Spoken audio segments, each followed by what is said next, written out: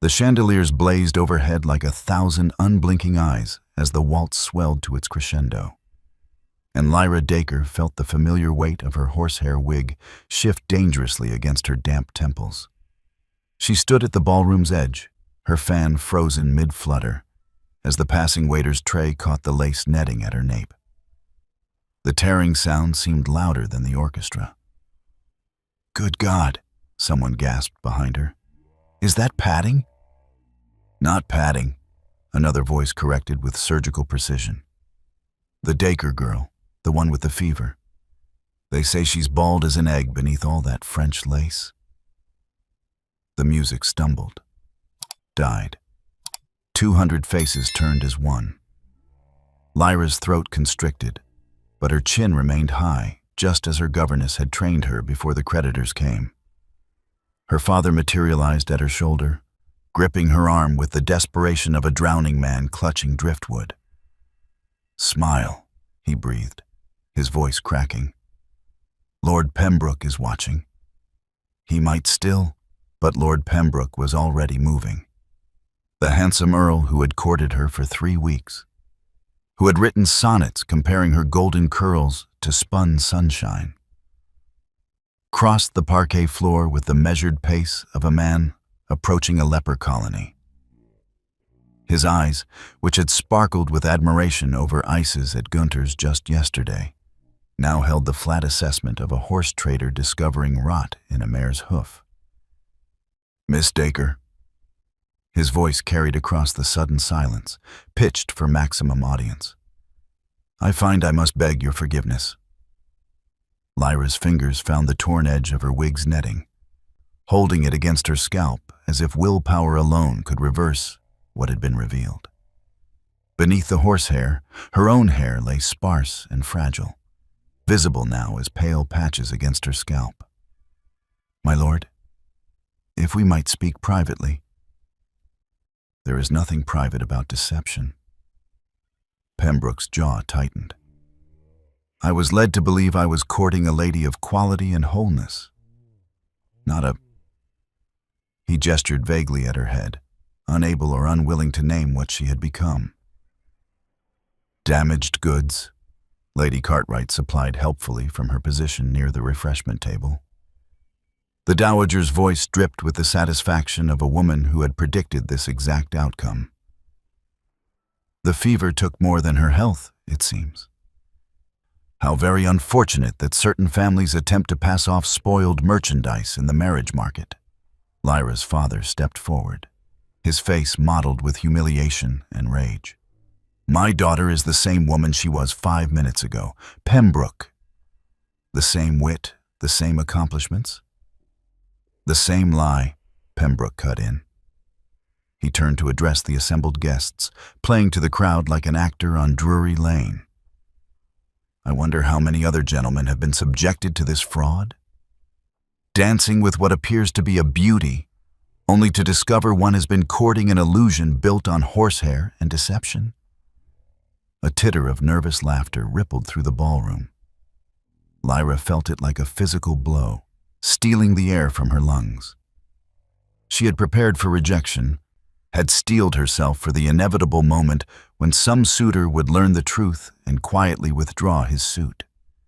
But this public evisceration, this transformation of her private shame into evening entertainment, carved something vital from her chest. "I never claimed," she began, but her voice emerged thin and reedy, swallowed by the vast space. "You never claimed, but you certainly implied," countered Miss Honoria Blackwood, Pembroke's cousin, stepping forward with the predatory grace of a woman scenting blood in the water. "All those elaborate coiffures, those towering arrangements of curls. We thought you vain, when in truth you were simply desperate." "Desperate and deceitful," Lady Cartwright agreed, warming to the theme. "One wonders what other deficiencies have been concealed beneath silk and subterfuge." Lyra's vision began to narrow at the edges, the glittering crowd blurring into a mass of hostile faces. Her hand trembled as she maintained her death grip on the ruined wig. knowing that removing it entirely would grant them the complete spectacle they craved. Yet holding it in place made her look like a child clinging to a broken doll. Pembroke produced a small velvet box from his waistcoat, the ring he had planned to present tonight, transforming their courtship into a formal engagement. He held it up for the assembly to see before snapping it shut with theatrical finality. "I'm afraid I cannot in good conscience bind myself to a woman who has demonstrated such a profound lack of integrity. The foundation of marriage must be honesty, and I find none here." "My lord, please," Lyra's father pleaded, his earlier bluster collapsing into raw desperation. "If you would allow me to explain the circumstances, the physician said her hair would return with time and proper treatment. Time which I shall spend pursuing a wife who comes to me as she appears, not as she wishes to be." Pembroke bowed with exaggerated courtesy. "Miss Dacre, I wish you well in your future endeavors, though I suspect you'll find the marriage market has little use for damaged merchandise, however cleverly packaged." He turned on his heel and strode toward the ballroom's entrance, his departure serving as the signal others had been waiting for. The crowd began to shift and swirl, conversations resuming at a pitch carefully calculated to ensure Lyra could hear every vicious syllable. "I heard the fever turned her mind, as well as stripped her scalp. No wonder the Dacres have been so eager to marry her off. Who would take her now? She's been publicly rejected by an earl." Lyra stood in the center of the parquet floor, an island of humiliation in a sea of silk and judgment. Her father had turned away, unable to meet her eyes. The musicians had resumed playing, but couples gave her a wide berth as they returned to the dance, as if her condition might prove contagious. She had been reduced to a cautionary tale, a specter at the feast. The girl who had tried to cheat nature and society both, and had paid the price in the currency of public shame. And then, cutting through the whispers like a blade through water, came the master of ceremonies' voice. "His Grace, the Duke of Islay. My lovely family, before we continue with this story, like, share, subscribe, and tell me in the comments section where you are watching from." The crowd parted with the instinctive deference reserved for titles ancient enough to predate the conquest. And Lyra found herself staring at a man who seemed carved from the Scottish Highlands themselves. All sharp angles and unyielding stone, wrapped in evening clothes that sat on his broad frame with uncomfortable formality. Bramwell Hurst, Duke of Islay, moved through the assembled guests with the detached interest of a naturalist observing a particularly distasteful species of insect. His eyes, pale gray and unsettlingly direct, swept past the gawking faces without acknowledgement until they settled on Lyra, with an intensity that made her breath catch. He stopped 3 feet from where she stood clutching her ruined wig, and executed a bow so precise it bordered on mockery, though whether he mocked her or the assembly remained unclear. "Miss Dacre," he said, his voice carrying the burr of the North, "you appear to be in need of rescue." Before she could formulate a response, he turned to face the ballroom at large, his posture radiating the kind of authority that came from bloodlines stretching back to when England was a collection of warring kingdoms. "I find these London assemblies grow more tiresome each season. The entertainment has become positively barbaric." Lady Cartwright bristled. "Your Grace, I hardly think—" "No," he interrupted, his tone suggesting he was commenting on the weather rather than delivering an insult. "You hardly do. Think, that is, it's a common affliction among your set." His gaze swept the room with arctic disdain. "You circle a wounded creature like jackals, congratulating yourselves on your superiority, never considering that the capacity for cruelty is hardly a virtue to celebrate." A shocked silence descended, broken only by the nervous shuffle of feet against parquet. Lyra's father found his voice, though it emerged hoarse with barely suppressed hope. Your Grace honors us with his presence. My daughter. Your daughter, the Duke cut in, published a treatise on agricultural reform last year under the pseudonym L.D. Hartwell. I found her proposals regarding crop rotation in northern climates both innovative and practical. I've implemented several on my estates with considerable success. Lyra's hand fell away from her wig, shock temporarily overriding humiliation. No one was supposed to know about the pamphlet. She'd published it through a radical printer in Edinburgh, never imagining anyone of consequence would actually read it, much less recognize her authorship. How did you... Your writing style is distinctive, precise yet passionate, rather like your watercolors of botanical specimens, the collection displayed at the Royal Society's exhibition 3 months ago. He paused, allowing this second revelation to land. You signed those LD as well. Not particularly elaborate subterfuge for a woman of your intellect. Miss Blackwood tittered nervously. Surely your Grace cannot be serious. Ladies don't write about agriculture. It's unseemly. Ladies of your acquaintance might not possess the capacity, he replied without looking at her. Miss Dacre, however, understands that land management requires more than decorative knowledge. Her section on drainage systems alone demonstrated a grasp of engineering principles that would shame half the gentlemen in whites.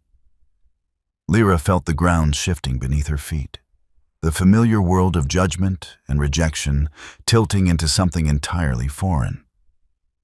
You read my work. I study anything of merit. He reached into his coat and withdrew a letter, sealed with ducal wax. Which brings me to the purpose of my visit. I came to London specifically to make you an offer, though I confess I expected to do so under more conventional circumstances. Her father surged forward, nearly tripping in his eagerness. An offer? Your Grace, we would be most honored to discuss. I'm addressing your daughter, Dacre. She has demonstrated significantly more wit than you this evening. The Duke's attention never wavered from Lyra's face. I require a wife, not for the usual insipid reasons that drive men to matrimony, but because my estate needs someone capable of understanding its complexities. I'm establishing a model agricultural community in Islay. Experimental farming techniques, improved housing for tenants, a school for both boys and girls. It's radical work that London society would consider dangerously progressive. He held out the letter. Lyra took it with trembling fingers, feeling the weight of the thick parchment and the elaborate seal. I need a partner with intellectual courage and the resilience to withstand opposition. Someone who has already proven she can think beyond society's narrow confines. His eyes flickered briefly to her exposed scalp, before returning to her face with no change in expression. Someone who understands what it means to be judged by superficial standards and found wanting, regardless of one's actual worth. Your Grace, Lady Cartwright interjected, her fan fluttering with agitation. Surely you cannot mean to align yourself with a girl who has been publicly rejected. By Lord Pembroke? The Duke's lip curled with something approaching amusement. A man whose greatest intellectual achievement is selecting his waistcoats? Pembroke's rejection serves as a rather sterling recommendation. Lyra stared at the letter, her mind racing through the impossibility of what was happening. Half an hour ago, she had been reduced to a public spectacle, her marital prospects obliterated by torn netting and cruel laughter. Now a duke, a real duke, not some impoverished title holder seeking to refill his coffers, stood before her offering not just rescue, but purpose. I don't understand, she managed. You don't know me. Not truly. A published pamphlet and some watercolors hardly constitute grounds for marriage. I know you possess a mind that questions rather than accepts. I know you have the courage to publish ideas that challenge convention, even while hiding behind initials because society refuses to credit women with serious thought. He paused, and something almost human flickered across his severe features.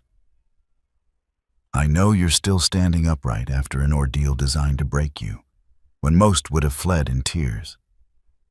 That tells me more about your character than a dozen chaperoned courtships ever could.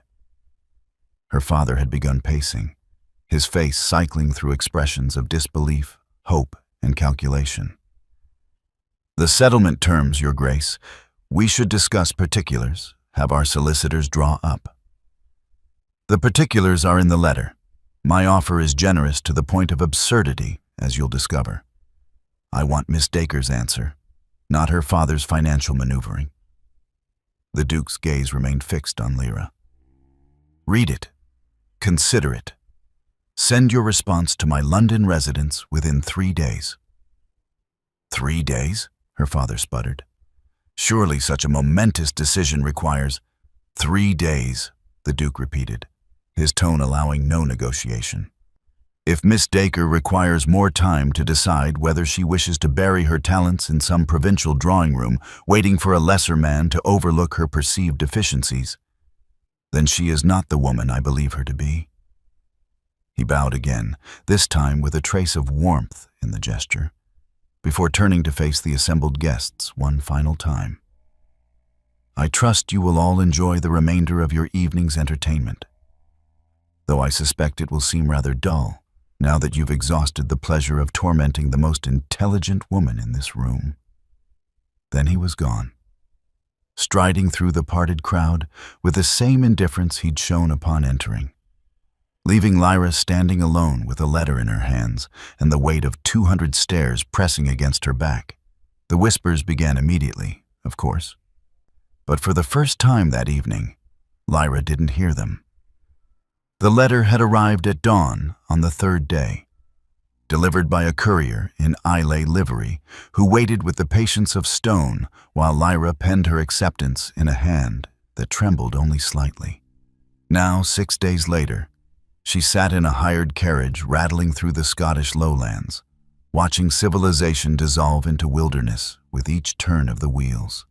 Her father had remained in London, whether from relief at having discharged his duty or shame at the haste of the arrangement, she couldn't say.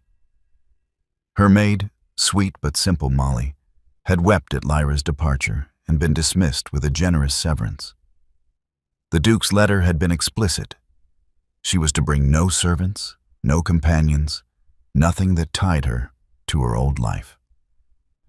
You will begin anew, he had written in that precise, angular hand. The woman who arrives at Islay will be the woman you choose to become, unencumbered by the expectations of those who knew you before. The sentiment had seemed liberating in her father's cramped study. Now, passing through increasingly desolate moorland beneath a sky the color of lead, it felt more like erasure. The carriage lurched over another rut, and Lyra's hand flew to her head instinctively, checking the simple linen cap that had replaced her elaborate wigs. The Duke had included a note about that too, written with the clinical detachment of a physician. Wear what is comfortable. Islay has no use for pretense. She'd burned every wig she owned the morning after the ball, watching French horsehair and Venetian lace curl into ash in the bedroom grate. The smell had been acrid, chemical, final. Through the rain-streaked window, she watched the landscape transform from cultivated fields to wild heath. Stone walls gave way to scattered rocks. Trees grew stunted and wind-twisted, bent like penitents before some invisible force.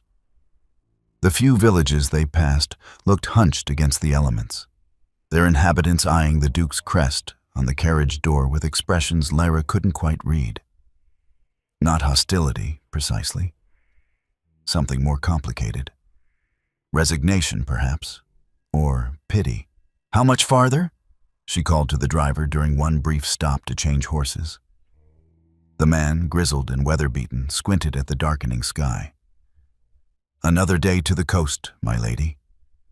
Then the ferry to Islay if the sea permits."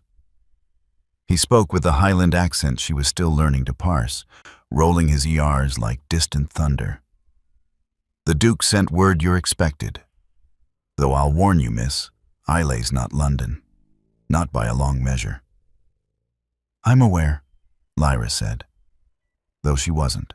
Not really. She knew Islay was an island off Scotland's western coast, that it had been Hearst land since the 14th century, that it was famous for whiskey and little else. But knowing facts and understanding a place were different things entirely. The driver's weathered face creased with something approaching sympathy. "Begging your pardon, miss, but awareness and experience are different creatures. The island, it changes people. The wind and the mist and the isolation. You'll either bend to it or break." He clicked his tongue at the fresh horses before she could respond, and the carriage lurched forward into the gathering dusk. That night, Lyra stayed at an inn so remote it didn't have a name, just a painted sign showing a stag. The proprietress, a stern woman with iron-gray hair, served mutton stew and oatcakes in silence. But her eyes lingered on Lyra's cap with the same uncomfortable recognition Lyra had learned to identify. The look of someone cataloging defects, assembling judgments. "You're the one marrying the Duke, then?" the woman said finally, not quite a question. "I am." The proprietress refilled Lyra's cup with something that was definitely not tea, whiskey, harsh and peaty. "You'll need that where you're going. Islay's no place for soft southern ladies." "I'm not soft," Lyra said, surprised by the edge in her own voice. The woman's expression shifted, reassessing. "Maybe not. You'll need to be hard as the rocks themselves to survive up there. The last Duchess?" She trailed off, shaking her head. "Never mind. Not my place to speak of the dead." Lyra's hand froze around her cup. "The last Duchess? Drink your whiskey, lass. You'll learn what you need to know soon enough." Sleep came fitfully that night, haunted by dreams of wind-lashed shores and voices calling through mist.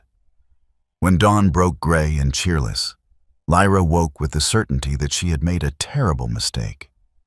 She was traveling toward a man she'd met once, to an island she'd never seen, fleeing a life that had rejected her only to embrace one that might destroy her. But the carriage was already waiting, the horses stamping in the cold morning air, and turning back would mean returning to her father's house as a failure twice over. So she climbed in, wrapped herself in the traveling blanket, and watched Scotland grow wilder still.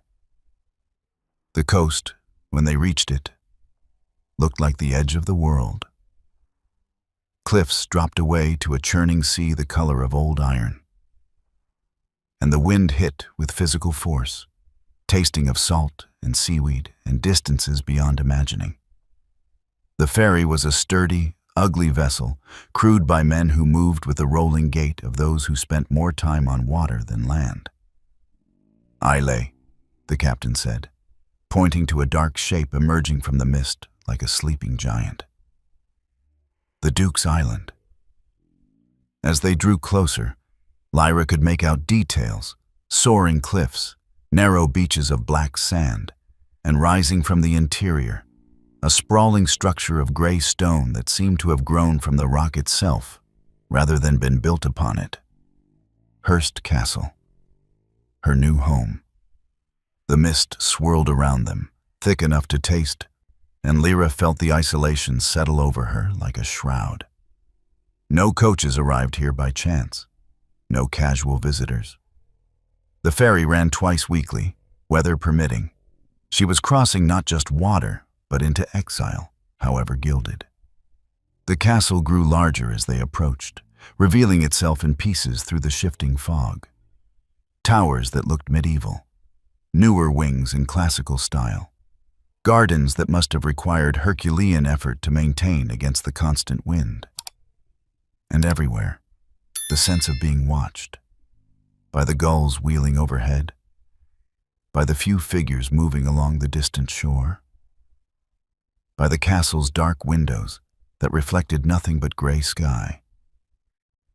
"God in heaven," Lyra whispered. "What have I done?" The ferry bumped against the dock, and rough hands secured the ropes. A figure detached itself from the shadows of the landing, tall, broad-shouldered, unmistakable even in silhouette. The Duke had come to meet her himself. As Lyra stepped onto the dock, her legs unsteady from the crossing, Bramwell Hurst moved forward with that same careful deliberation she remembered from the ballroom.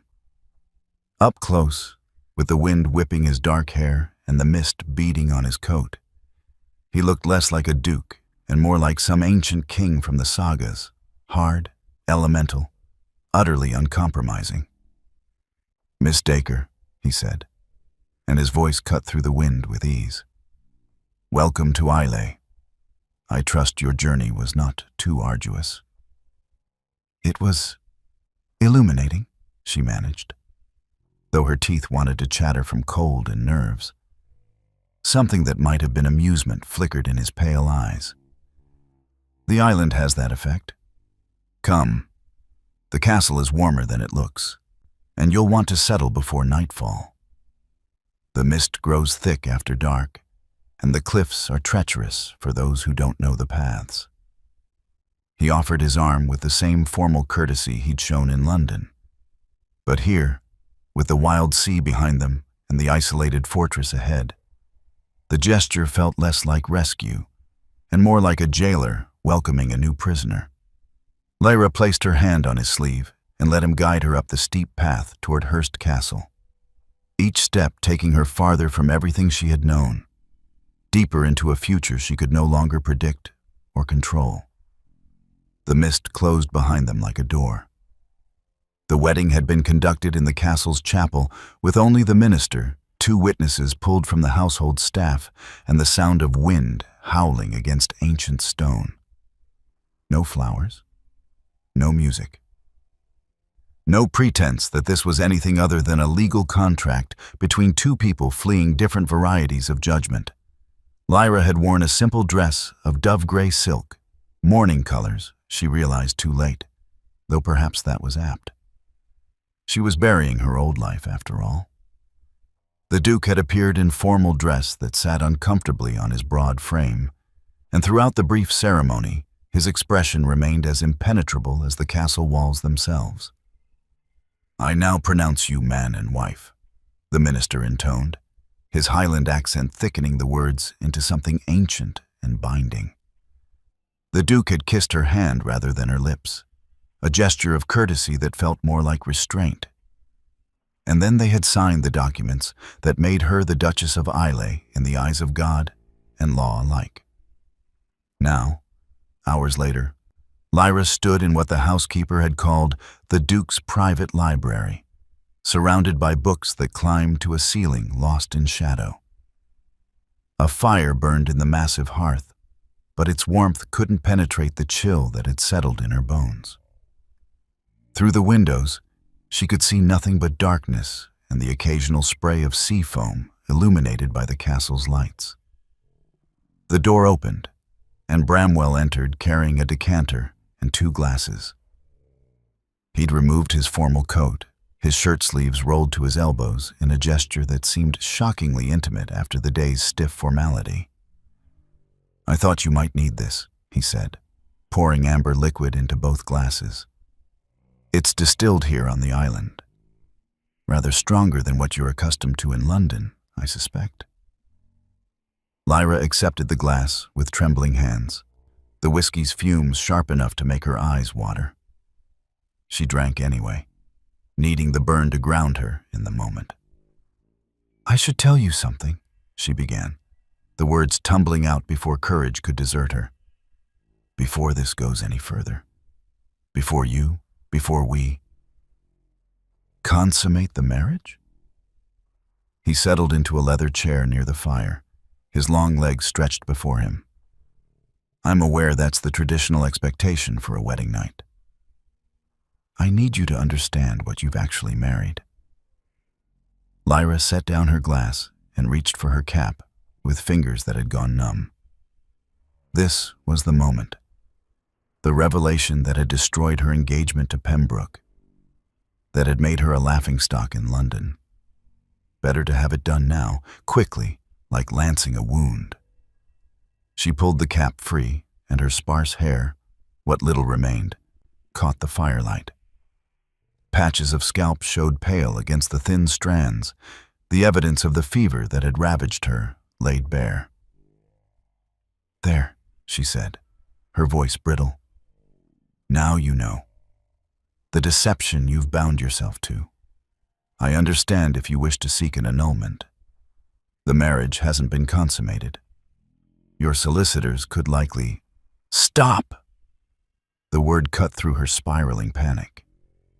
Bramwell rose from his chair with careful deliberation and crossed to where she stood. Up close, she could see flecks of gold in his gray eyes. Could smell whiskey and something else, peat smoke perhaps, or the sea. "Do you truly believe I didn't know?" Lyra's breath caught. "How could you possibly—" "I make it my business to know things before I commit to them. I had reports on you long before I attended that wretched ball." He gestured to her head with clinical detachment. "Alopecia resulting from severe fever, likely typhus or scarlet fever. Your physicians were incompetent fools who attributed it to feminine hysteria and prescribed rest, when what you actually needed was proper nutrition and time for your body to recover from the trauma." She stared at him, the world tilting again. "You knew. All this time you knew, and you still wanted to marry you?" "Yes." He moved back to the fire, and for the first time since she'd met him, something approaching uncertainty crossed his features. "Though my reasons were perhaps more selfish than you imagine." He began unbuttoning his shirt with methodical precision, and Lyra's face flushed hot. "Your Grace, I don't think—" "I'm not seducing you, Miss Dacre." "Duchess," he corrected himself. "I'm showing you why I needed to marry someone who understands what it means to be reduced to a single, visible flaw." He pulled the shirt over his head, and Lyra's protest died unspoken. His torso was a map of violence. Scars crisscrossed his chest and abdomen, some thin and surgical, others thick and ropey, like rope burns. The worst ran from his right shoulder down to his hip, a twisted mass of tissue that must have taken months to heal. "Carriage accident," he said, his voice stripped of inflection. "I was 16. The carriage went off a cliff road not far from here. My father died instantly. My mother followed 3 days later. I survived. But—" he gestured to the scars with something approaching disgust. "The physician said I was lucky, that I should be grateful to be alive." Lyra found her voice, though it emerged barely above a whisper. "You don't feel lucky. I feel like a curiosity, a grotesque. Every physician in London has examined me, written papers on my remarkable survival, discussed my scars in medical journals as if I'm a specimen rather than a man." He pulled his shirt back on, his movements sharp with suppressed anger. "The last woman my mother arranged for me to court took one look at my back during a summer swim and fainted. When she recovered, she claimed she felt ill-equipped to manage such visible evidence of tragedy." "That's unconscionable," Lyra breathed. "That's society." He turned to face her fully. "Which is why I needed someone who has already been judged and found wanting by their standards. Someone who won't recoil from imperfection because she's been condemned for her own." The fire crackled in the silence that followed, and Lyra felt the pieces of the puzzle rearranging themselves into a picture she hadn't anticipated. This wasn't rescue. It was alliance. A protection pact, she said slowly. You and I against their judgment. More than that. Bramwell moved to the desk and retrieved a leather folder, which he handed to her. I meant what I said about the agricultural reforms. I'm building something here.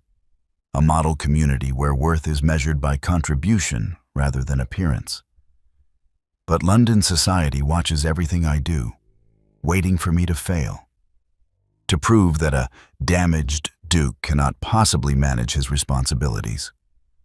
Lyra opened the folder to find detailed plans, not just for crop rotation, but for tenant housing, schools, a medical clinic. Pages of careful calculations and projections, all in that same precise handwriting from his letters. I need a partner who can think, he continued, who can help me build this without caring what the Cartwright Harridan or her ilk think of our methods. Someone who has already lost society's approval and therefore has nothing left to lose. And the marriage itself? Lyra asked, surprised by her own boldness. The physical aspect? His expression softened almost imperceptibly. I won't demand what you're unwilling to give. We can be partners first, and if something more develops naturally, then we'll address it. But I'm not in the habit of forcing myself on unwilling women, regardless of legal entitlements. Lyra looked down at the plans in her hands, at the evidence of work that would take years to complete. Then she looked at the man before her, scarred, isolated, offering not love, but purpose. I accept, she said, and was surprised to find she meant it. Your protection pact, your partnership, all of it. Something flickered in Bramwell's eyes that might have been relief. He raised his glass. To alliances forged in necessity. Lyra raised hers to meet it. And to proving them wrong. The glasses chimed together, the sound clear and sharp as a vow spoken in the chapel that morning.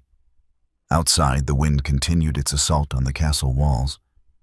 But inside the library, surrounded by books and firelight and the beginning of something neither of them could yet name, Lyra felt the first stirring of something she hadn't experienced since before the fever. Hope. The first week passed in a blur of wind and routine. Lyra took her meals in the small dining room overlooking the sea, pored over Bramwell's agricultural plans in the library, and slept alone in a bedroom connected to the Duke's chambers by a door that remained firmly locked. They were polite strangers sharing a massive stone prison, circling each other with careful courtesy that felt more exhausting than honesty. On the 8th morning, Lyra woke to find the mist had lifted for the first time since her arrival, revealing Ely in unexpected detail. The island was larger than she'd imagined, with rolling hills that dropped to rocky beaches, tenant farms scattered across the interior, and in the distance, the distinctive pagoda-shaped buildings of whiskey distilleries, sending thin streams of smoke into the clear air. She dressed quickly and descended to the breakfast room, only to find it empty save for Mrs. McKay, the housekeeper who ran the household with iron efficiency. His Grace left early, my lady, the woman said, her Highland accent still challenging Lyra's comprehension. He's gone to the South Farms to inspect the new drainage system. I see. Lyra felt an unexpected stab of disappointment. She'd planned to ask Bramwell about the tenant school proposals, had spent half the night drafting suggestions for the curriculum. When will he return? Not before nightfall, I expect. The South Farms are a fair distance. Mrs. McKay hesitated, then added, though if you're looking for occupation, my lady, there's the East Wing. His Grace said you were to have access to anywhere in the castle. Something in the woman's tone suggested this was more significant than a simple statement of fact. The East Wing? It's kept locked, mostly. But His Grace left word. Mrs. McKay produced a heavy iron key from her apron pocket. He said if you asked, I was to show you. 20 minutes later, Lyra stood before a door at the end of a long corridor she'd assumed led to unused guest chambers. Mrs. McKay fitted the key to the lock, and the mechanism turned with a well-oiled click that suggested regular use despite the housekeeper's implications of abandonment. "I'll leave you to it then," Mrs. McKay said, pressing the key into Lyra's hand. "Ring if you need anything, though there's none of the staff allowed in this wing." His Grace's orders. The door swung open to reveal not the dusty abandonment Lyra expected, but a corridor flooded with light from tall windows. The air smelled of herbs and something astringent, carbolic acid perhaps, or strong spirits used for cleaning. Lyra moved forward, her curiosity overcoming caution. The first room she encountered was clearly a laboratory. Glass beakers and copper distillation equipment covered every surface, some still bearing the residue of recent use. Shelves lined the walls, filled with bottles labeled in Latin, tinctures and compounds, their contents ranging from clear to murky brown. A microscope sat on a desk near the window, and beside it, leather-bound journals filled with notes in Bramwell's precise hand. She opened the nearest journal, scanning entries that read like medical case studies. Patient 17, male, age 43, presenting with tremors in the right hand following industrial accident. Treatment: extract of willow bark combined with... The technical language defeated her, but the intent was clear. These were records of people being treated for ailments. The next room contained something that made her breath catch. A fully equipped surgical theater, smaller than those she'd glimpsed during a charity visit to St. Bartholomew's Hospital, but no less sophisticated. An operating table dominated the center, surrounded by instrument trays that gleamed with recent polishing. Cabinets held bandages, sutures, bottles of laudanum, and chloroform. "What in God's name?"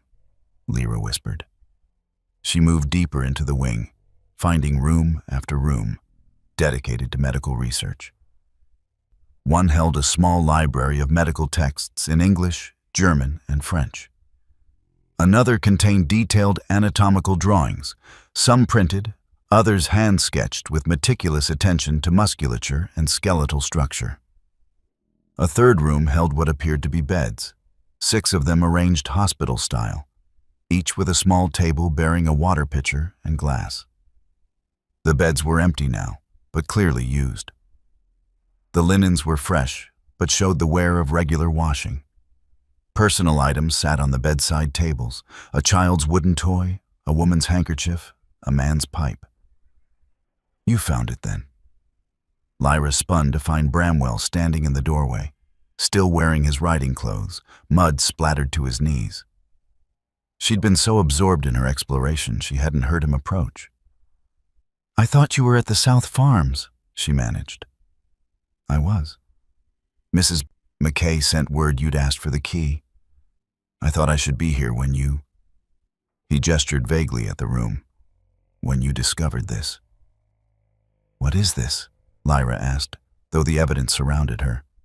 "A private hospital? An infirmary? A research facility? A refuge?" Bramwell moved into the room, running his hand along one of the bed frames. "I started it 3 years ago, after the accident. When the London physicians were done cataloging my injuries and writing their papers, I began to wonder about all the others. The people with conditions too rare or too unfashionable to warrant medical attention. The ones society discards because their ailments are inconvenient or unsightly." He crossed to the window, looking out over the island. "There's a tenant farmer on the North Shore whose daughter has seizures. The physicians in Edinburgh said she was possessed, recommended exorcism or institutionalization. I've been treating her with carefully measured doses of bromide salts.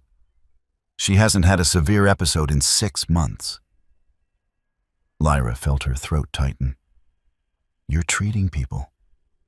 "I'm learning to treat people. There's a difference." He turned back to her, his expression guarded. I studied under a physician in Edinburgh for 2 years, anonymously, paying him handsomely to overlook my lack of formal credentials. I'm not qualified to practice medicine legally, but I can read research, conduct experiments, try to help those who have nowhere else to turn. The scars on your chest, Lyra said slowly, understanding blooming. Some of them are surgical, aren't they? Not from the accident. A muscle jumped in his jaw. The physicians who treated me after the crash were butchers. They left me with constant pain, restricted movement. 3 years ago, I found a surgeon in Germany willing to attempt corrective procedures. Experimental work. Dangerous, but he shrugged. I could barely lift my right arm above my shoulder before. Now I can ride, work, function. It gave me my life back. And you wanted to give that to others. I wanted to do something useful with the privilege of survival. His voice roughened. Do you know how many people suffer from conditions that could be managed, even cured, if anyone bothered to study them? But medicine focuses on diseases that affect wealthy men. No one researches women's ailments or conditions that strike the poor or things like hair loss from fever, Lyra finished softly. Their eyes met, and something unspoken passed between them. There's a physician in Vienna, Bramwell said carefully, who's been studying alopecia. He believes it's connected to nutritional deficiencies and immune system responses. I've been corresponding with him, acquiring his research. He paused. I wanted to tell you, but I thought it would seem like I was trying to fix you. That I saw you as another patient rather than your wife, Lyra supplied. Rather than a person with agency to make her own choices about her body and her treatment. Lyra moved through the infirmary, trailing her fingers along the empty beds, imagining them filled with the discarded and desperate. A farmer's daughter with seizures, a tenant with tremors. How many others had found their way to this hidden wing, seeking help from a duke who understood rejection? I want to help, she said, turning to face him. With the research, the treatments, all of it. Bramwell's expression shifted, surprise breaking through his usual control. You don't have to. I want to. You said you needed a partner for your agricultural work. Why not this as well? She gestured at the surrounding equipment. I can read, I can learn, and I can certainly assist with patients. God knows I understand what it's like to be stared at as a medical curiosity. It's not without risk, he warned. If London society discovers what I'm doing here, they'll call it madness. Playing at physician. They'll use it as evidence that I'm unfit to hold my title. Let them try. Lyra felt something fierce kindle in her chest. You offered me a protection pact, partnership. This seems rather fundamental to who you are. If I'm to stand beside you, I should stand beside all of you, not just the parts that breed crops and manage tenants. For a long moment, Bramwell simply looked at her, and Lyra saw the walls he'd erected begin to crack. Then, almost tentatively, he smiled. The first genuine smile she'd seen from him since their wedding. There's a girl in the village, he said, about your age. She lost most of her hair to scarlet fever 2 years ago. She refuses to leave her cottage now, convinced she's cursed. I thought perhaps, if you were willing. I'll speak with her, Lyra said without hesitation. Tomorrow, if the weather holds. Thank you. The words were simple, but weighted with something deeper than gratitude. As they stood in the infirmary surrounded by the evidence of Bramwell's secret war against medical indifference, Lyra realized their protection pact had evolved into something more complex. They weren't just sheltering each other from society's judgment. They were building something that might actually matter. The girl's name was Kenna, and she lived in a stone cottage so close to the cliff's edge that Lyra could hear the waves crashing against the rocks below. When Mrs. McKay knocked on the weathered door, it opened only a crack, revealing a sliver of pale face and one suspicious eye. "Go away," came the muffled voice. "I told you, I don't need the Duke's charity." "It's not charity," Bramwell said from behind Lyra. "It's a visit from the Duchess. She's come to meet you." The door opened slightly wider, and Lyra caught a glimpse of rough linen wrapped around the girl's head in a makeshift turban. "The Duchess? Why would she?" "Because we have something in common," Lyra said gently. She reached up and removed her own cap, letting Kenna see the sparse patches and exposed scalp. "May we come in?" The door swung open fully, revealing a girl perhaps 19, her face gaunt with the kind of isolation that came from choosing invisibility over mockery. Behind her, the cottage was neat but spare, a single room with a hearth, a narrow bed, and shelves holding the implements of some craft. Lyra spotted half-finished baskets woven from willow and rush. "You're—" Kenna stared at Lyra's head, then at the Duke standing calmly in her doorway as if this were a normal social call. "They said you were beautiful. A London lady." "They lied about the beautiful part," Lyra said, moving into the cottage uninvited, sensing that formality would only make this harder. "Though I was indeed a London lady, until the fever." Kenna's hand drifted to her own covered head. "Scarlet fever. 2 years ago. It took my hair and my betrothed in the same month. Jamie said he couldn't marry a woman who looked like a plucked chicken."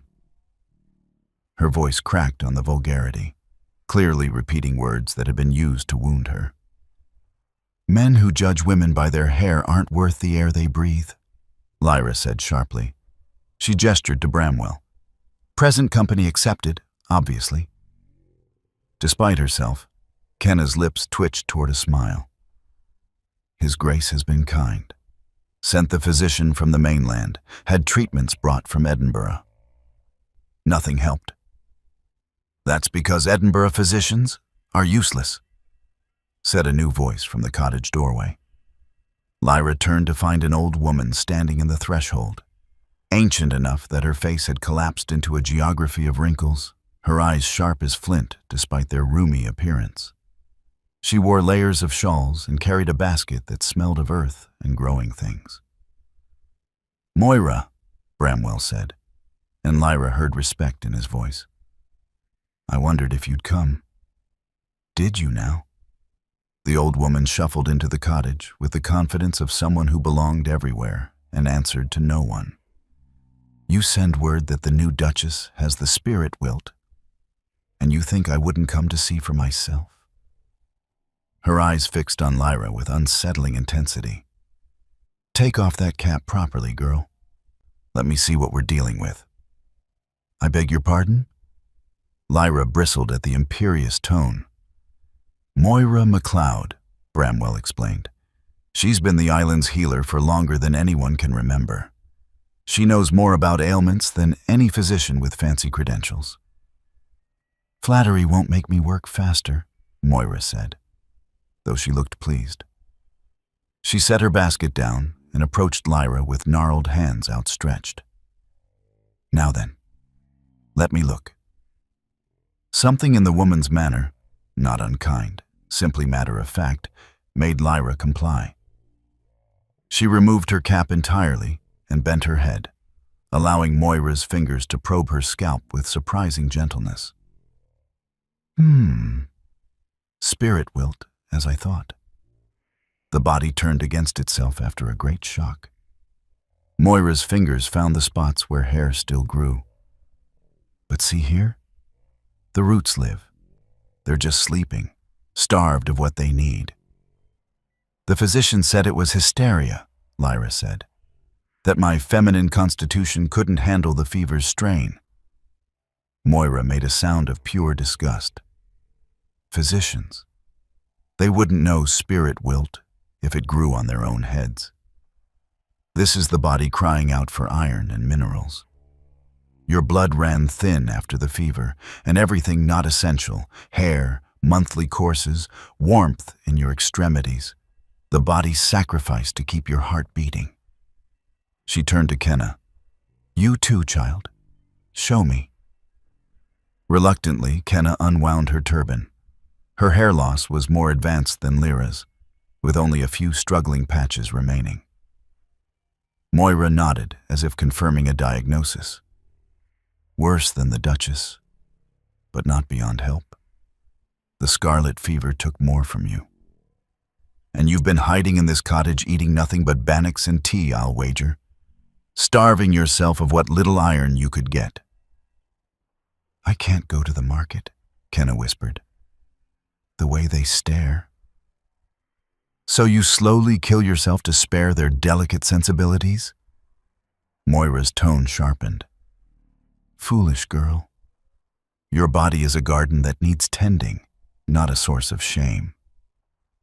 She returned to her basket and began pulling out items, small bottles of oil that caught the light, packages wrapped in cloth, bundles of dried herbs that filled the cottage with complex, earthy scents. This, she held up a dark bottle, is oil pressed from the seeds of evening primrose. You'll massage it into your scalp each night. And this, a wrapped package, is liver from the sheep, fresh as this morning. You'll eat it twice weekly, fried with onions if you must disguise the taste. Lyra tried not to grimace. Liver? Rich in iron, girl. Your blood needs building up. Along with that, you'll take nettle tea daily, and once a week, a tonic I'll prepare from kelp gathered from the North Beaches. Moira fixed both women with a stern look. But none of this works if you stay hidden away, letting fear eat at you. Stress and isolation feed the spirit wilt as surely as poor diet. You're saying we need to... what? Parade ourselves before the village? Lyra asked. I'm saying you need to live as if you're already whole. Moira began dividing her supplies between two piles. The body follows the spirit's lead. If you act defeated, your body accepts defeat. If you act as though you deserve health and life and sunlight, your body begins to believe it too. Bramwell, who had been watching silently from near the door, spoke up. Moira helped me after the accident. When the Edinburgh physician said I'd never regain full use of my arm, she had me working with weighted stones and swimming in the sea caves, convinced my body would remember what it was capable of. And did it work? Kenna asked. He rolled his shoulder in demonstration, the movement fluid and unrestricted. Eventually, though I suspect the sea cave swimming was partly Moira's revenge for my complaining. The cold water is medicinal, Moira said primly, but her eyes glinted with humor. Speaking of which, both of you, she pointed at Lyra and Kenna, will benefit from daily walks along the shore. The sea air carries iodine and minerals your bodies need, and the exercise will help your blood move properly. Lyra looked at Kenna, seeing her own uncertainty reflected back. Together? She suggested. I confess I don't yet know the safe paths along the cliffs. Something cautiously hopeful flickered across Kenna's face. I could show you. If you truly don't mind being seen with me. Why would I mind? Lyra asked, genuinely puzzled. We're fighting the same battle. We might as well be allies. Moira began packing up her basket, satisfied with whatever she'd set in motion. I'll return in a fortnight to check your progress. In the meantime, use the oils every night. Eat the foods I've specified, and for heaven's sake, stop hiding as if you've committed a crime. Your hair fell out. You didn't murder anyone. Some days it feels like I murdered my old self, Lyra admitted quietly. The old woman's expression softened. Then consider this a resurrection. You're not bringing back who you were, you're becoming who you were meant to be. The fever burned away the excess. Now we build you back stronger. She shuffled toward the door, then paused. One more thing. When the hair begins to grow back, and it will, don't expect it to return as it was. The body remembers trauma. Sometimes the new growth comes in different, curlier or straighter or another color entirely. Don't mourn what was, celebrate what is. After she'd gone, the cottage felt larger somehow, as if Moira had taken some invisible weight with her. Kenna touched her wrapped head tentatively. Do you think it's true? That it could actually work? His Grace seems to trust her, Lyra said, looking to Bramwell. He nodded. Moira's healed injuries and illnesses that defeated trained physicians.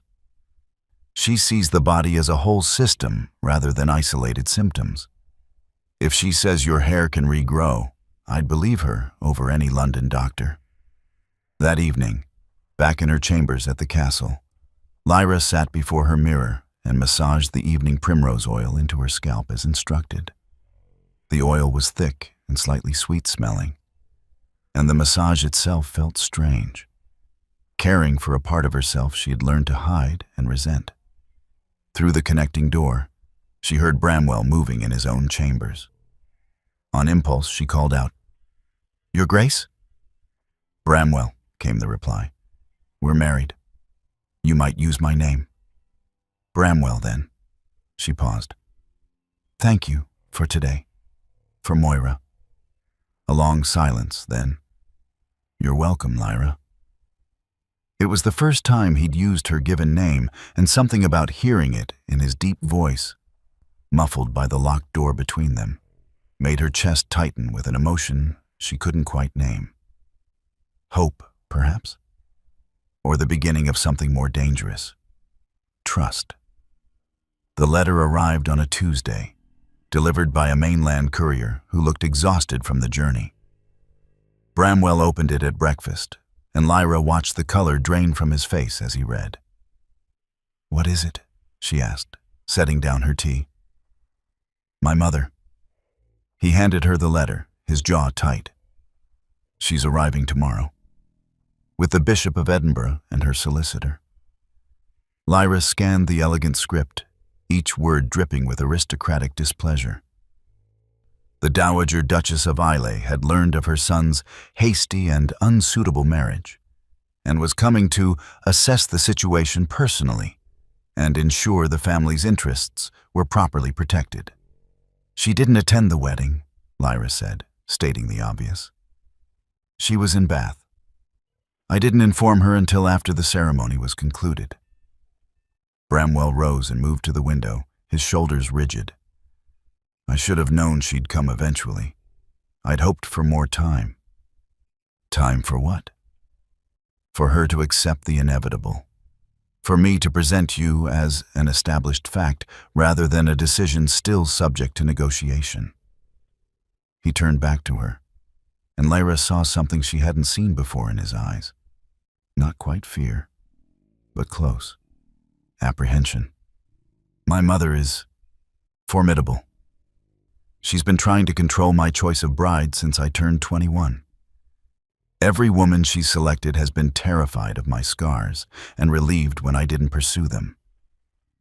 "And now you've chosen your own wife," Lyra said slowly. "One she knows nothing about, except that I was rejected by London society. One she'll see as confirmation of my poor judgment and damaged faculties." Bramwell's laugh was bitter. "She's been arguing for years that the accident affected my mind as well as my body. This will only fuel her conviction."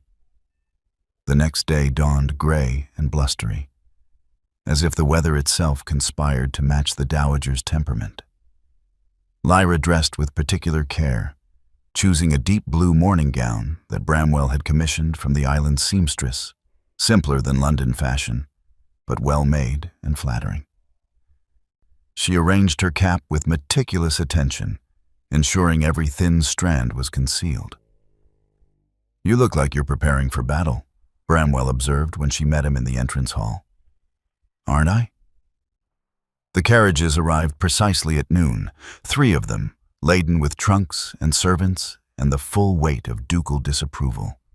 The Dowager Duchess emerged from the first carriage like a queen descending from a throne, her black traveling dress and severe expression making her look carved from obsidian. She was beautiful still, despite her 60 years, tall and straight-backed, with the same pale gray eyes as her son, but none of his warmth. Those eyes swept over Lyra with the assessing gaze of someone pricing livestock at market. "Bramwell," she said, extending her hand without moving toward him. "You look well. Island life continues to agree with you." "Mother." He kissed her gloved hand with formal courtesy. "May I present my wife, Lyra, Duchess of Islay." "Duchess."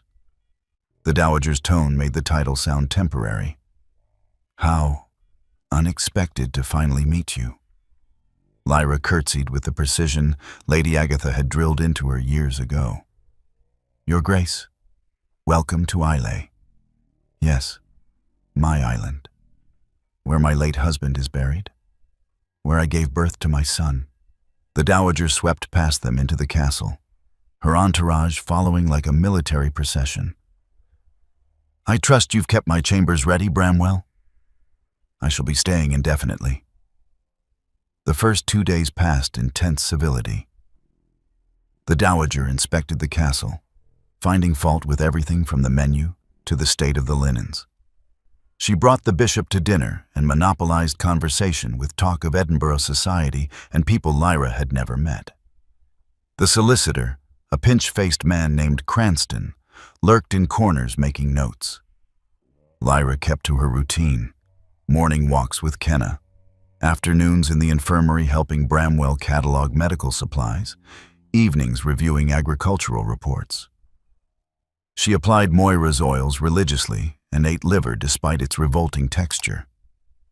And she watched the Dowager watching her, waiting for the strike she knew was coming. It came on the 3rd evening. Lyra was in the library when the Dowager entered, dismissing the servant who'd been tending the fire with an imperious wave. The door clicked shut, and they were alone. "We should speak plainly," the Dowager said, settling into the chair Bramwell usually occupied. "Woman to woman, without the pretense of pleasantries." "I would welcome plain speaking, Your Grace." "Good." The Dowager folded her hands in her lap. "You are not suitable to be the Duchess of Islay. Surely you must realize this." Lyra felt the words like a slap, but kept her expression neutral. "Your son believed otherwise." "My son is not thinking clearly.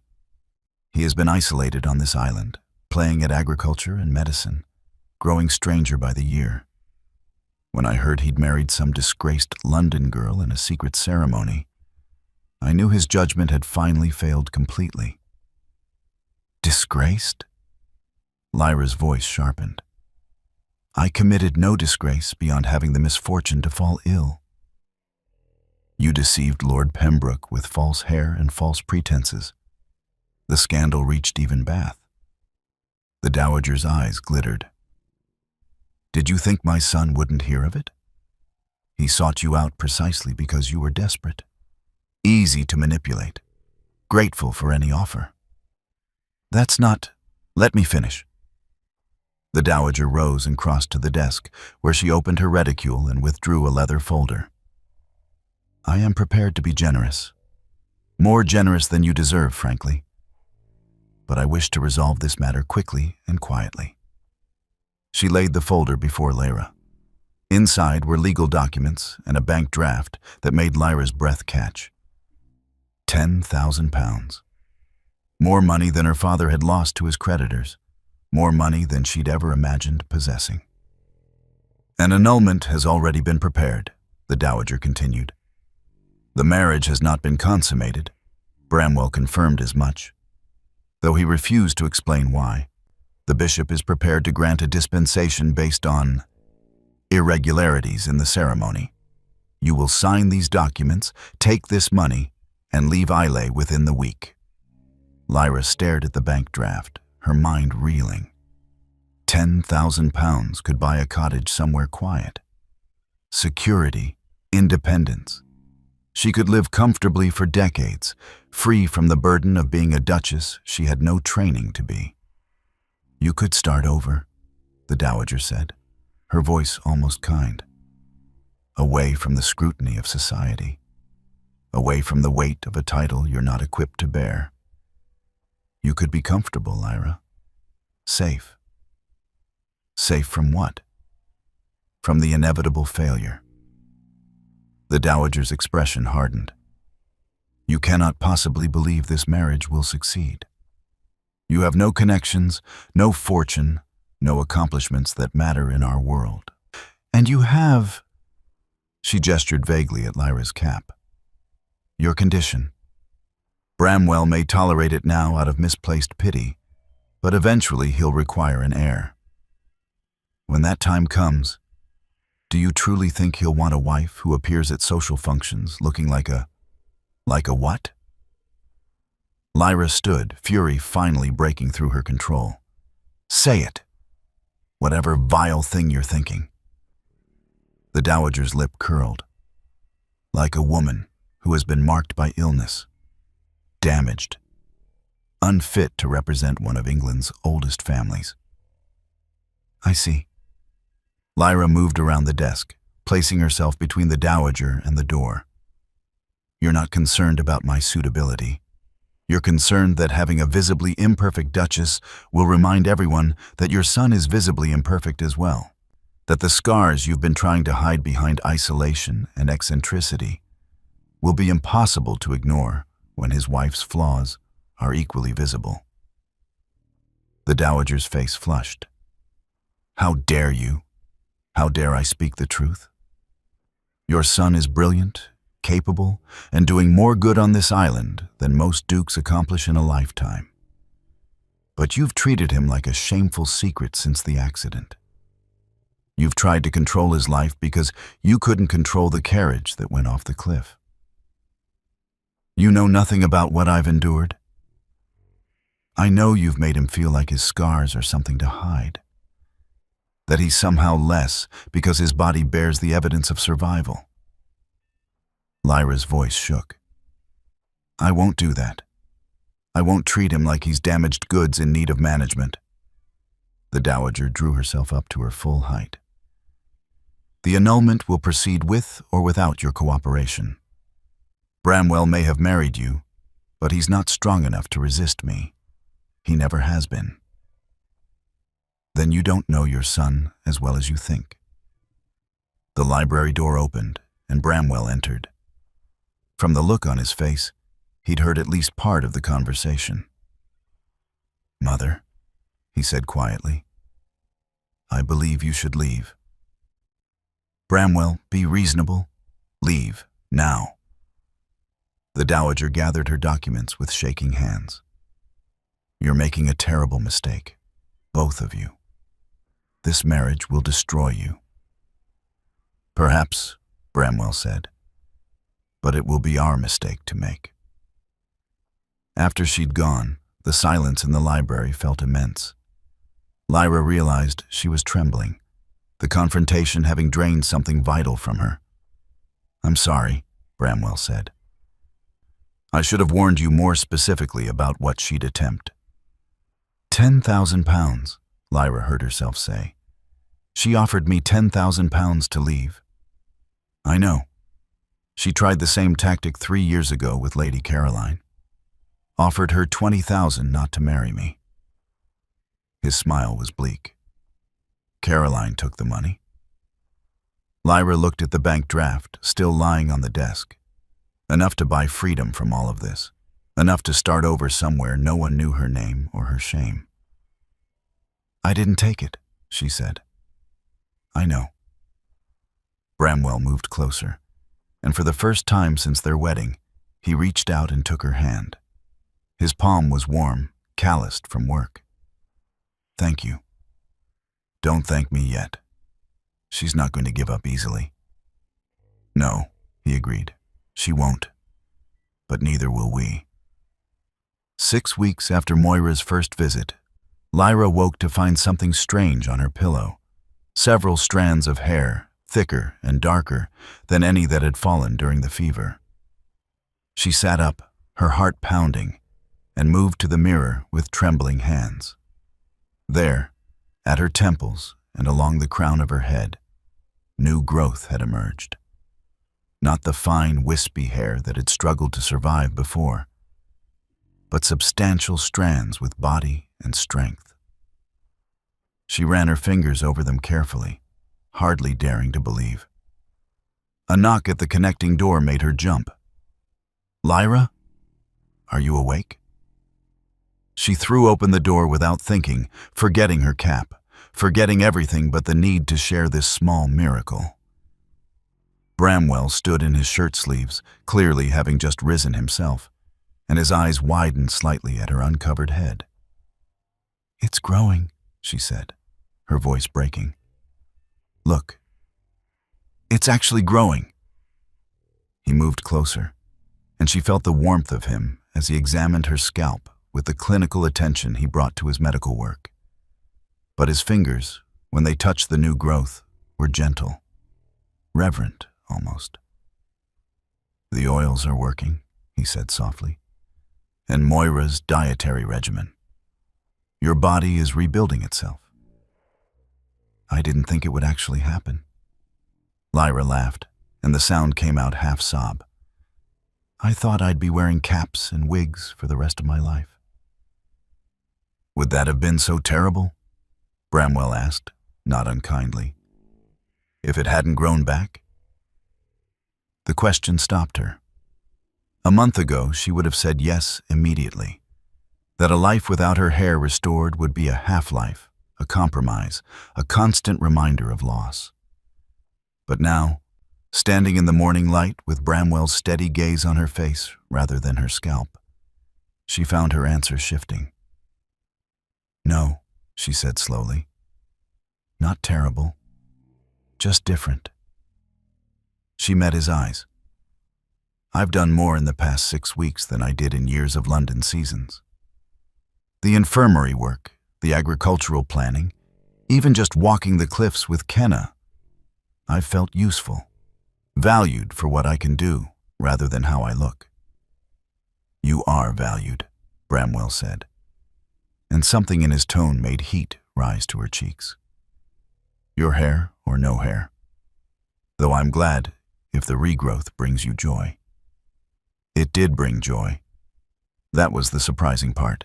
As the weeks passed and the growth continued, Lyra found herself checking the mirror each morning with genuine delight. The new hair came in darker than her original blonde, with a curl she'd never had before. Moira's prediction had been accurate. The fever had changed her, and the change was written in every new strand. But the joy wasn't about beauty or marriageability or any of the things that had driven her desperate attempts to conceal her condition in London. It was simpler than that. Her body, which had betrayed her so completely, was healing, proving itself resilient, coming back stronger. And as her hair grew, so did other things. The walks with Kenna became longer, ranging farther along the coast as Lyra's stamina improved. Color returned to her cheeks from wind and sun. The persistent chill she'd carried since the fever began to fade. She found herself hungry at mealtimes, eating the liver and nettle dishes without complaint, even beginning to enjoy them. "You look different," Kenna observed one afternoon as they picked their way along the rocky beach. The girl's own hair had begun regrowing as well, a soft dark fuzz covering her scalp. She'd stopped wearing her turban 2 weeks ago, and though villagers still stared, she met their gazes with newfound defiance. "Different how?" "Alive," Kenna said simply. "When you first arrived, you looked like a ghost. Beautiful, but hollow." Now you look like you actually live in your body instead of just haunting it." The observation stayed with Lyra through the day. Through her afternoon in the infirmary where she and Bramwell treated a tenant farmer's infected hand. Through dinner where she actually contributed to conversation instead of pushing food around her plate. That night, as she applied the evening primrose oil, now as much ritual as treatment, she studied her reflection properly. Kenna was right. She did look different. The woman staring back had color in her cheeks and clarity in her eyes. Her new hair curled around her face in a way that softened her features, made her look less like a porcelain doll and more like an actual human woman. The changes weren't dramatic. She wouldn't be mistaken for a great beauty, but they were real. She was real, in a way she hadn't been in London. A week later, Moira returned for her promised inspection. The old woman examined both Lyra and Kenna with satisfaction, making approving noises as she probed their scalps. "Good, good. The spirit wilt is breaking. Your blood is strengthening." She stepped back, surveying them both. "You'll want to continue the treatments for another 2 months at least. But the worst is past. The hair will continue coming in thicker." "Will it ever be as it was before?" Lyra asked, not sure herself if she wanted that answer to be yes or no. Moira tilted her head, considering. "Does a tree that survives a lightning strike grow back exactly as it was?" "No, it grows different, sometimes stronger for the scarring. You're not recovering your old hair, girl. You're growing new hair. Better hair, from a body that's learned what it needs to survive." After Moira left, Bramwell found Lyra in the library, where she'd been reviewing the latest medical journals he'd acquired from Edinburgh. He carried a small wooden box, which he set on the desk before her. "I had this made for you," he said, with uncharacteristic hesitance. "You don't have to use it if you don't want to." Inside the box lay a collection of hair combs, not the elaborate decorative pieces ladies wore to balls, but simpler, more practical designs. Some were plain tortoiseshell, others carved with Celtic knots. All were sized for someone with less hair to arrange. "I thought," Bramwell continued when she didn't speak, "as your hair grows back, you might want options beyond caps.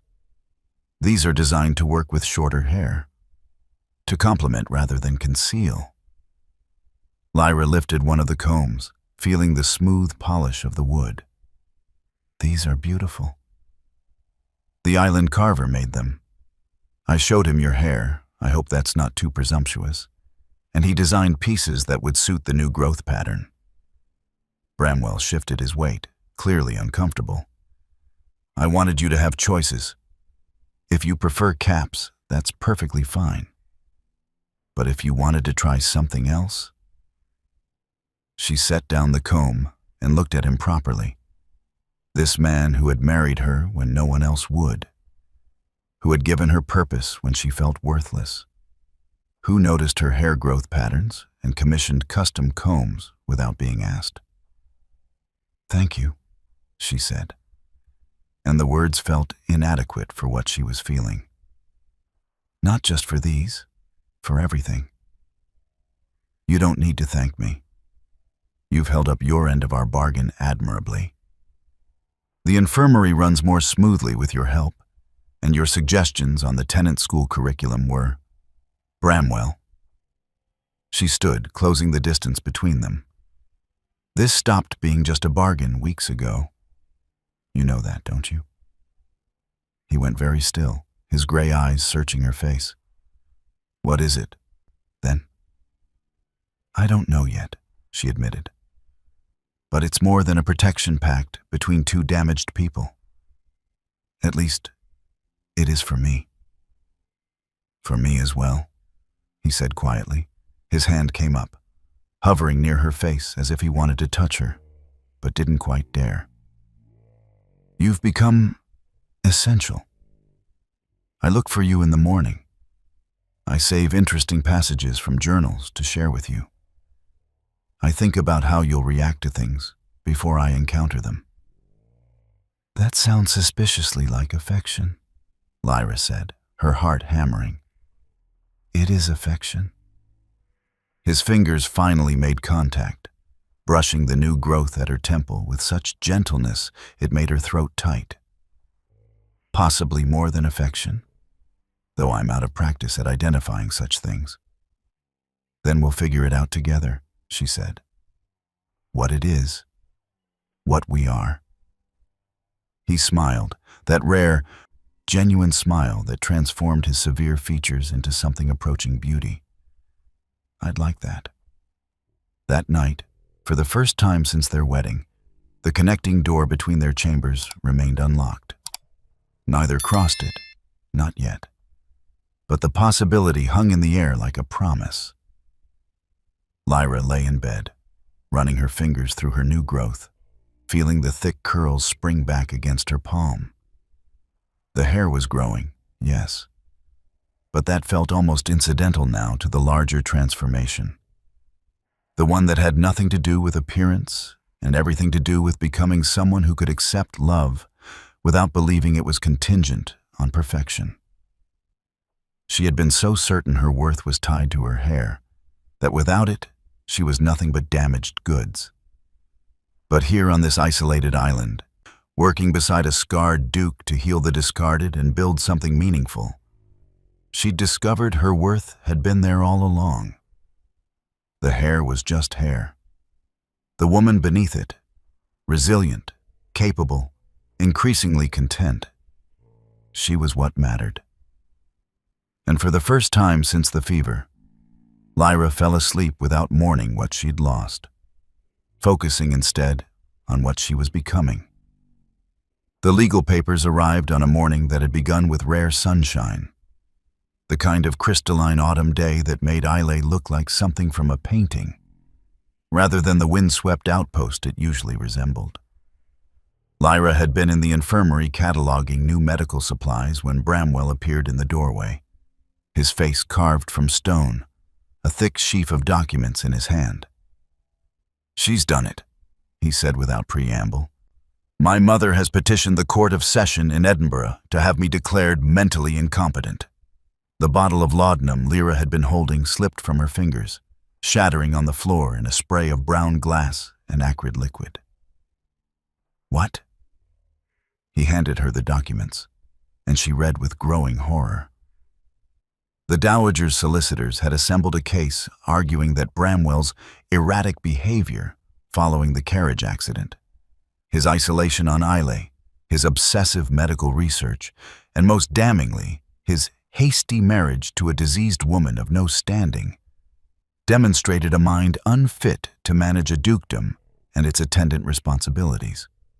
"She's claiming you're bewitched," Lyra read aloud, disbelief sharpening her voice. "That I used feminine arts to ensnare you while you were in a weakened mental state. This is insanity. It's strategy." Bramwell's voice was flat, emotionless, but Lyra could see the fury banked behind his eyes. "If she can prove me incompetent, she becomes the estate's guardian. She controls everything, the land, the finances, the title's reputation. She can annul our marriage and select a suitable bride herself. But you're not incompetent. Anyone who's seen your work, the infirmary, the agricultural reforms, none of that matters to the Court of Session. They'll ask why a duke in his right mind would sequester himself on a remote island conducting medical experiments without credentials. Why he'd marry a woman publicly rejected by an earl, someone with a disfiguring condition, in a ceremony so hasty it appeared clandestine. He sank into a chair, suddenly looking exhausted. She's been building this case for years. Every eccentric choice I've made, every deviation from expected ducal behavior, she's documented. This marriage was simply the final evidence she needed. Lyra's mind raced through the implications. What happens if she wins? The title passes to her control until such time as I'm deemed recovered, or until my death, at which point it transfers to my cousin Gerald, a man whose greatest accomplishment is drinking himself unconscious at White's 3 nights a week." Bramwell's laugh was bitter. "The irony is exquisite. She'll save the dukedom from my incompetence by handing it to an actual incompetent. There must be something we can do. Counter petitions, character witnesses." "There is." He met her eyes directly. "We return to London. We appear before the Court of Session and prove I'm of sound mind. We show them a functional marriage between 2 rational adults, demonstrate the value of the work being done here, and dismantle her case piece by piece." The thought of returning to London made Lyra's stomach twist. The city where she'd been humiliated, rejected, reduced to a cautionary tale. The ballrooms that still whispered her name with mockery. "When?" "We leave in 3 days.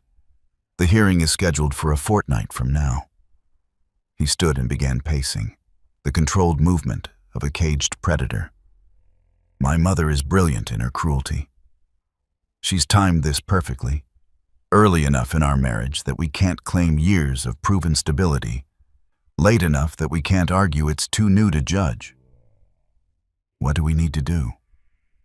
Present ourselves as the embodiment of respectable, rational matrimony." The words tasted like ash in his mouth. "Which means you'll need to look the part of a duchess. No caps, no simple island dresses. London expects a certain presentation." Lyra's hand flew to her head instinctively, to the new growth that had given her such joy but was still far from the elaborate coiffures society demanded. "My hair isn't long enough for proper styling." "I know." His expression softened slightly. "I'm sorry. I know what I'm asking. But the court will be looking for any evidence of eccentricity, anything that suggests our marriage is based on shared damage rather than sound judgment. If you appear looking damaged," she finished. "Looking like evidence of your supposed incompetence." Yes. The admission clearly pained him. "I would never ask if there were another way." The next 3 days passed in a frenzy of preparation. Bramwell sent to Edinburgh for a modiste, who arrived with trunks of fabric and the latest fashion plates, her eyes carefully neutral as she took Lyra's measurements and assessed her hair situation. "We can work with this," the woman said, fingering Lyra's new growth. "False pieces blended with your natural hair, arranged in a style that's fashionable but not so elaborate it draws attention. You'll look every inch a duchess." Lyra submitted to hours of fittings, standing motionless while silk and velvet were pinned and adjusted. The gowns were beautiful, far finer than anything she'd owned even during her first London season. But they felt like armor, heavy, restrictive, necessary. Kenna came to see her off the morning of their departure, the girl's face tight with worry. "You'll come back, won't you? You won't let them keep you there?" "I'll come back," Lyra promised, though the words felt like tempting fate. "This is my home now. Our work here isn't finished." The journey south was the reverse of Lyra's arrival, ferry to the mainland, then days in a carriage watching Scotland transform from wild to civilized. But this time Bramwell traveled with her, and they spent the hours reviewing their strategy. "The key witnesses will be character assessments," he explained, surrounded by documents.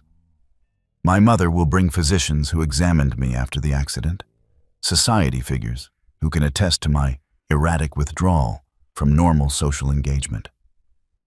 We need to counter with evidence of rational behavior and successful estate management. Who can we call? The island's factor, who can speak to the agricultural improvements and their financial success. Dr. Murray from Edinburgh, who supervised my medical studies and can testify to my competence. And you." Lyra looked up sharply. "Me? You'll need to testify about our marriage. why you accepted my proposal, what our daily life consists of, whether I've shown any signs of mental incompetence. His jaw tightened. They'll ask invasive questions about the marriage's intimate aspects, whether I've behaved rationally in that arena. Heat flooded Lyra's face. The marriage remained unconsummated, though the unlocked door between their chambers had led to long conversations in the dark, to hands held across the space between their separate beds, to a growing intimacy that felt more significant than any physical act. What should I say? The truth. That we've built a partnership based on mutual respect and shared purpose. That the physical side has progressed naturally. They don't need to know the specifics. He paused. Though we should probably remedy the unconsummated aspect before the hearing. If my mother's solicitors discover that detail, they'll use it as evidence of my inability to fulfill basic marital duties. The practical way he stated it should have been unromantic.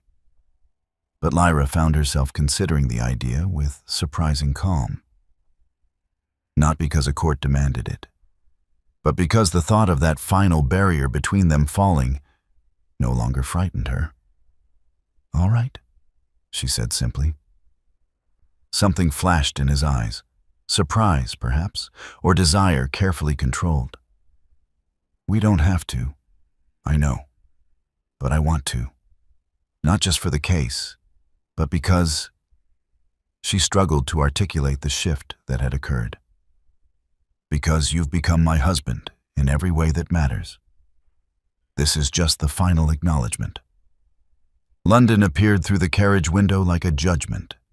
All soot-stained buildings and crowded streets, the Thames sluggish and brown compared to Islay's clean northern seas. They took residence in the Duke's London townhouse, a Georgian edifice in Mayfair that had been closed for years and smelled of dust and disuse. The staff Bramwell had sent ahead scrambled to prepare rooms. But the house felt like a mausoleum compared to the castle's wild vitality. Lyra stood in the drawing room, surrounded by furniture covered in Holland cloth, and felt the weight of London society pressing down like a physical force. "I forgot how much I hate this city," Bramwell said, appearing beside her. "All that stone and smoke and judgment." 2 weeks, Lyra said, as much to herself as him. "We defend ourselves, win, and go home." "Home." He tested the word. "Yes, Islay is home now, isn't it?" That night, in a bedroom 3 times the size of her chamber at the castle, Lyra lay awake listening to London's unfamiliar sounds.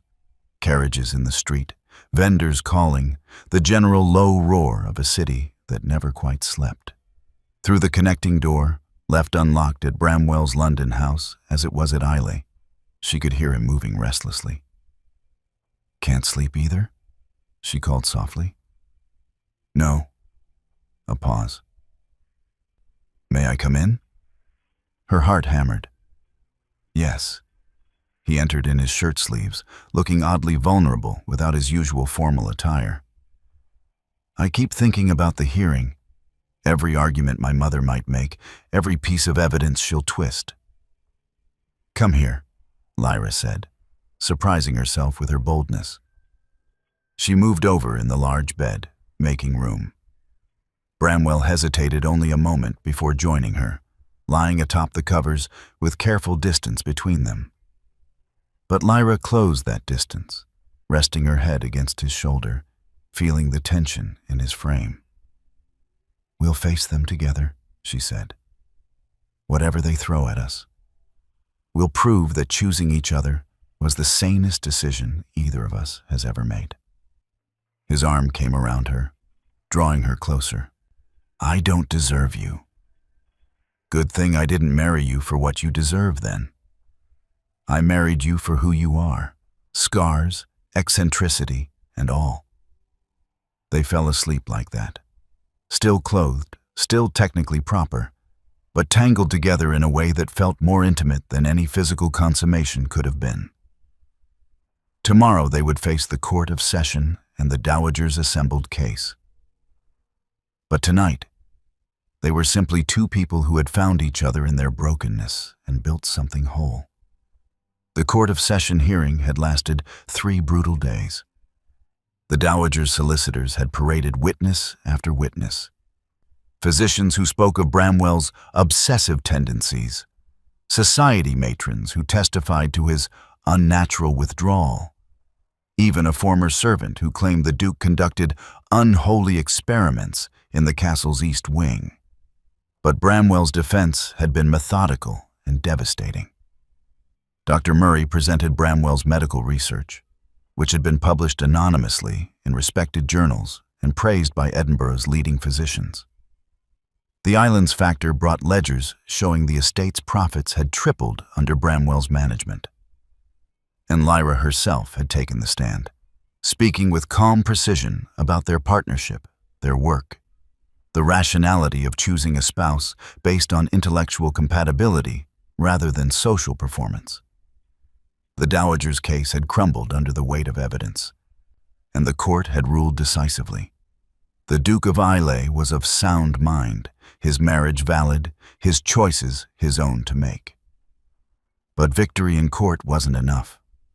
The whispers had already spread through London, the Mad Duke and his bald bride, 2 grotesques who'd fled to Scotland rather than face society's judgment. If they returned to Islay now, they'd be running again, confirming every cruel assumption. "We need to be seen," Lyra had said the night after the verdict. Not hiding on Islay, but here, in London, making it impossible for them to dismiss us as eccentric hermits. Bramwell had looked skeptical. "You want to attend social functions after everything London put you through?" "I want to show them we don't need their approval, that we've built something that matters more than their petty hierarchies." She'd taken his hand. "And I want to do it looking exactly as I am." Which was how Lyra found herself standing in her bedroom at the London townhouse on the evening of the Ashworth Ball, the season's most prestigious event, attended by everyone who mattered in society, staring at her reflection with a mixture of terror and exhilaration.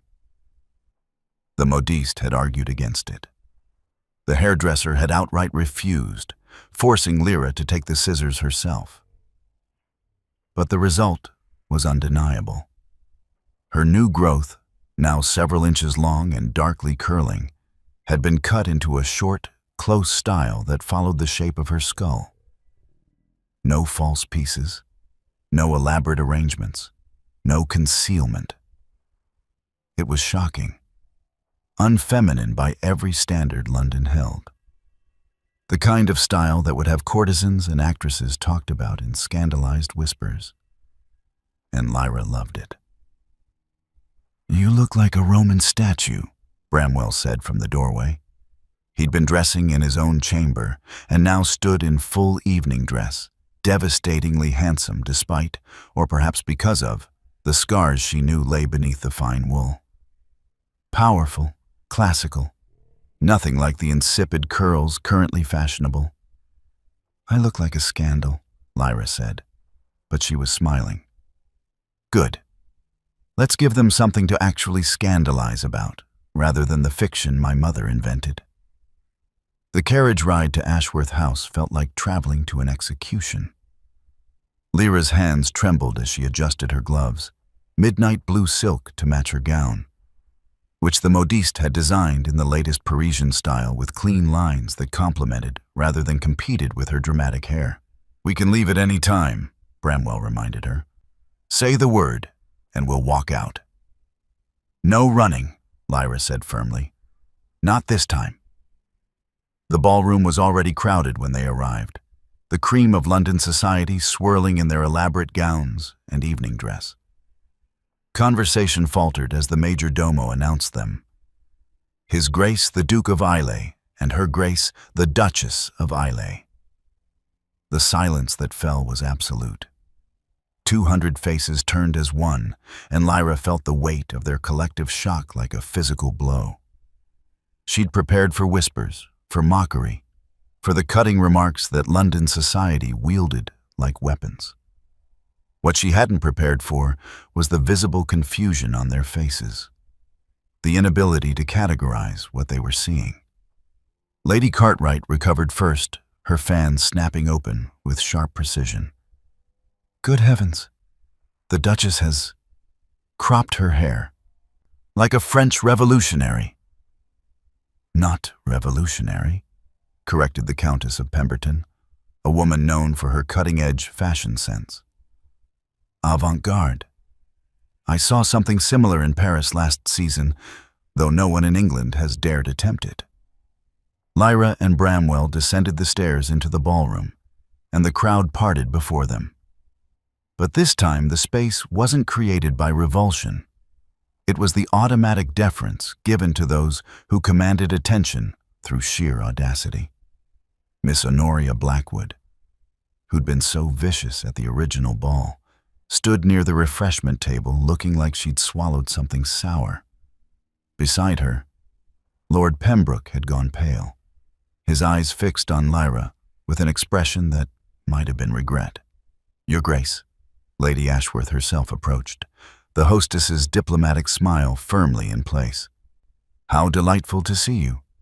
And what a striking appearance. You'll set a new fashion, I'm certain. I rather doubt that, Lyra said calmly. Most women lack the bone structure to carry off such a severe style. But I find it suits my purposes admirably. And what purposes are those? The question came from the Duchess of Marlborough, a woman whose opinion carried weight in society. Practicality, primarily. I spend considerable time working in our medical infirmary on Islay. Elaborate hairstyles are rather impractical when one is treating patients or conducting research. A ripple of interest passed through the nearby listeners. Medical infirmary? Research? These weren't the expected pursuits of a duchess. Bramwell stepped in smoothly. My wife has become essential to the charitable work we're establishing in the Hebrides. We're developing a model community with improved housing, education, and medical care for tenants. Work that requires actual labor rather than ornamental participation. How progressive, Lady Marlborough said. And the word could have been an insult or a compliment. Her eyes narrowed thoughtfully as she studied Lyra. You're the girl who published that agricultural treatise, aren't you? The one about northern crop rotation? I am. Brilliant work. My husband implemented several of your suggestions on our Yorkshire estates with excellent results. She turned to the gathering crowd. This is the Duchess you've all been whispering about? The one supposedly too damaged to appear in society? She looks perfectly capable to me, more capable than most. The conversation began to shift. Questions came about the Islay Infirmary, about the agricultural reforms, about the tenant school. Lyra answered each one with precise detail, demonstrating a command of subjects most aristocratic ladies wouldn't deign to acknowledge. She watched the calculation happening in their eyes, the reassessment. This wasn't a pitiful creature to be mocked. This was someone who'd chosen to step outside their narrow definitions and build something that mattered. I think your hair is magnificent, a young voice piped up. Lyra turned to find Lady Sarah Worthington, a girl of perhaps 17, staring at her with open admiration. So brave. I've always hated all the pins and false pieces and hours of torture with hot irons. Then don't wear them, Lyra said simply. Your hair is your own. Do with it what serves you. But society expects you to be decorative and silent. What a dismal existence. Lyra smiled at the girl's shocked expression. You could also choose to be useful and vocal. I recommend it highly. Lady Sarah's mother looked torn between horror and fascination. But several other young women had drifted closer, drawn by the possibility of an alternative to the suffocating expectations they'd been raised to accept. Across the ballroom, Lyra spotted the Dowager Duchess in conversation with the bishop who'd been prepared to annul the marriage. The older woman's face was tight with fury as she watched her plan's complete dissolution. She'd expected her son and his unsuitable bride to be humiliated, to prove her case through their very appearance. Instead, they were holding court like visiting royalty from a more interesting country. "May I have this dance, Duchess?" Bramwell extended his hand as a waltz began. Lyra placed her hand in his and let him guide her onto the floor. As they began to move, she became aware of every eye tracking them, not with mockery, but with fascination. "You're magnificent," Bramwell murmured as he swept her through a turn. "Absolutely magnificent." "We're magnificent," she corrected. "Look at them. We've confused them so thoroughly, they don't know whether to condemn or emulate. Let them be confused. We know who we are."